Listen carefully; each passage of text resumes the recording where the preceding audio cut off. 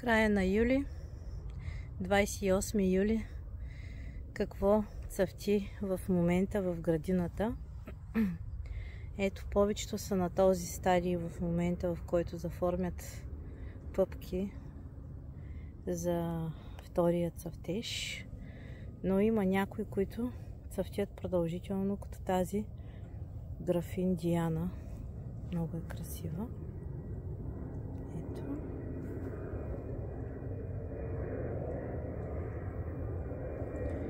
Ето тук, които компаньоните, растенията, които засяхме. Непета много се разрасна и ехинацейка, много красива. Много красива ехинацеята. Така, какво друго цъфти в момента? Ето тук може да кажем за Пат Остин. Тя просто цъфти нон-стоп Пат. Ето този цвят вече се е почти прецъфтял. Тук имаме един Чипендейл. Тази от новите Windflower. Тя е постоянно цъфтяща роза. Нон-стоп.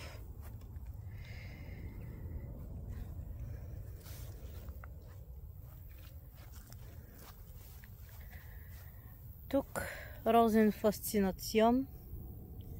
И тя не се е спряла да цъфти.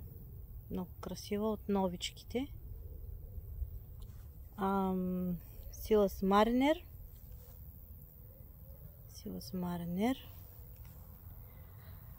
Тук Молиньо.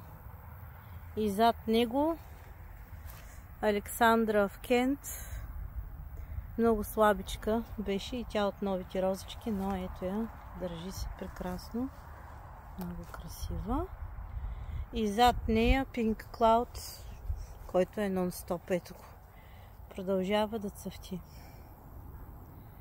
Имаше и съвсем малък период от една седмица, може би, в която бях изчистила старите цветове и пусна нови. Ето го. Просто е много красив. Много красива роза. Pink Cloud. Супер е. И тук Сибелиуса продължава да залага цветове, пъпки и да цъфти. И тук Мери Делейни. Мери Делейни, пак от новите розички, продължава да цъфти. Тук Лихтконигин Лучия и трябваше известно време, за да може да захапи. Още не сме я видяли как цъфти, но до нея Sweet Pito, което е perennial, нали?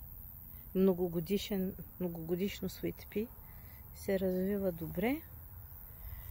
И ето, градината все още има цвят доста. Края на юли. Ето тук още един Сибелиус. Много красив.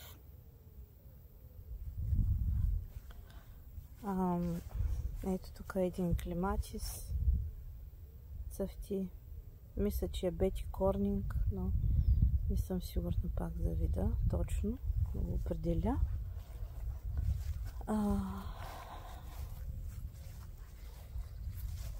Какво друго интересно? Ето го този Динкито прецъфтя и ето залага нови пъпчици, включително и нови големи клони пуска. Ето какъв голям красив клон с какви красиви бодли. Много приятен Динки. И така, надолу какво цъфти? Ето го Brother Catfael, който след добро нахранване с осмокот. Ето какви хубави клони пускал. Ето. И много хубаво мирише. Мирише подобно на Джуд да Обскюр. Значи, който не може да си намери Джуд да Обскюр, да си вземе Brother Cadfael. Той мирише почти на същото като Джуд да Обскюр. Много красив. Много приятен. И осмокот. Осмокота е задължителен елемент от поддръжката им вече. Много съм доволна. Ето тук е един Kew Garden. На него му трябваше малко време да може да порасне и да се развие, но ето. Пак съм доволна. Тук още една, която цъфти постоянно. Това е Бускобел. Много красив Бускобел. И отзади Аспирин. Аспирин му изчисти всичките предцъфтели цветове от първата вълна на цъфтежа и сега започва втора. Сигурно ще има и трета вълна. Тук Херцогин Кристияна или Earth Angel. Пак много съм доволна от нея. Ето и тя е нон-стоп роза. Тук какво друго има? Клематис Рогучи. Много красив. Цъфти. Много красиви камбанки. Прекрасен. Какво друго? Постоянно цъфтяща е тази Хайди Клум. Малко има черна петнистост на нея, но като изчистя листата, тя постоянно пуска нови листа. Да се надяваме, че до година, като са над по 3 години, ще малко по-добре ще се държи. Ето тук и лагуните, и те са нон-стоп. Много хубави рози. Какво друго? Тук Диздемона. Диздемона на Дейвид Остин. И тя много хубаво цъфти. Постоянно. Тук има една много красива Афродита. Афродита и тя е много здрава роза. Няма едно черно петно по нея. Макар че мисля, че се води чайно хибридна, но няма едно черно петно, което е много добър знак. Тук има една от новите Белведер, която вече прецъфтява. Този цвят е вече малко пригорял. Белведер. Тук как се казваше тази на Дейвид Остин? Рамблер. Малверн Хилс. И тя беше голямо бебе, но много красива става, много се разраства бързо. И тук има, ето го, Тиери Маркс. Тиери Маркс е просто прекрасен, прекрасен Тиери Маркс. Още ще взема от него. Това е много специален цвят. Много специален цвят. Ето я. И тя е много хубава, без забележка, без болест. И тук чакам да цъфне с голямо нетърпение Елф. Елф, която и тя беше съвсем манинка, но не се предаде, а напротив. А тук Строубери Хил. Строубери Хил цъфти. Много съм доволна от осмокота, пак ще кажа. Осмокот много им помогна. Ето. Ето и тук още един голям клон, красив. Светещи цветове има. Строубери Хил на Дейвид Остин. Така. Тук какво имаме? Тук е една малка Жан Роби. Много красива роза. Пак. Много съм доволна от Жан Роби. И тук какво имаме? Blushing Bright, пак от новичките, и се надявам да заеме цялата тази ограда някой ден.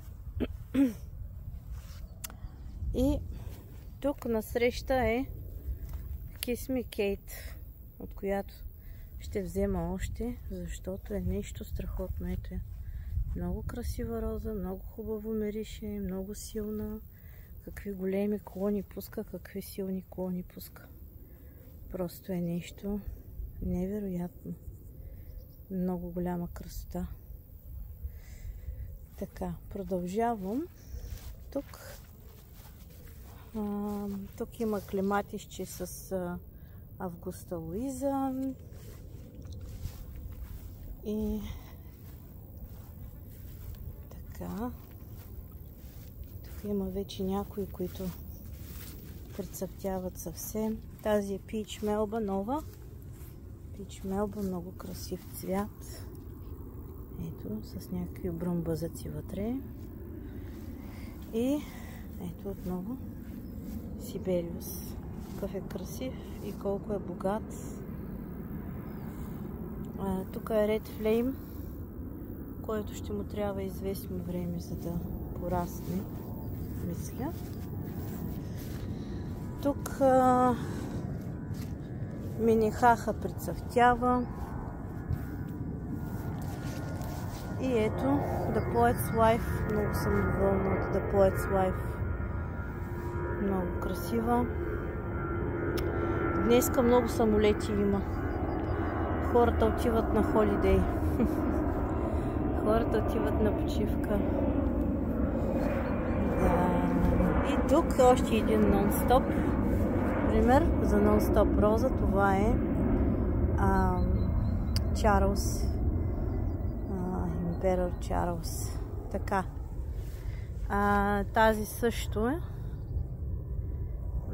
Absolutely Fabulous. И така.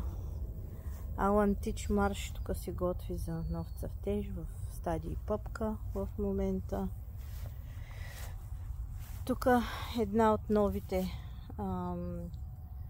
Уилям Шекспир. Така. Чипендейл. И зад нея Нейш Дет. Много хубаво се е разцъфтяла. Ето го Боскобел. Боскобел е нон-стоп роза. И зад него Абрахам Дерби. Абрахам Дерби, пак от новите. Аскот. Габриел Олк започва да цъфти. Това е много хубава роза, се разрастна. Тук Оливия Роуз Остин цъфти отново. Даларка Сендинг и тя зад нея Дарси Босел. Много красив. Тук Вилдев с още едно клематисче Рогучи.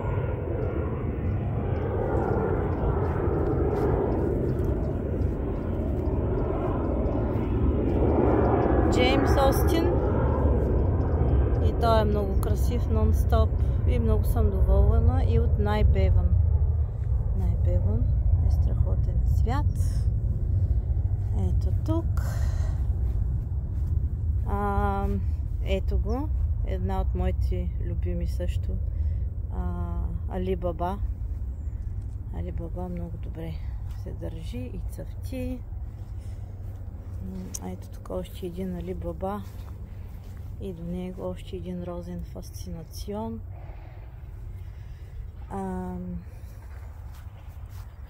Тук Роза Сол цъфти за втори път тази година. Ванеса Бел е страхотна. И тази е една от новите, от която много съм доволна. Това е Меркензалбер. Подобен е на Афродита. И е страхотно красива роза. Ето тук Салвийка от новите. И така. И тук ще завърша видеото. Днешния обзор. Ето. Много съм доволна от тази скабиоза. Много хубаво мирише и се разрасна доста. Ето. Така, това е Сор Емануел се приготвя за цъфтеж. Ами това ще е за днес. Градината все още изглежда много пълна с цвят. Средата на юли месец.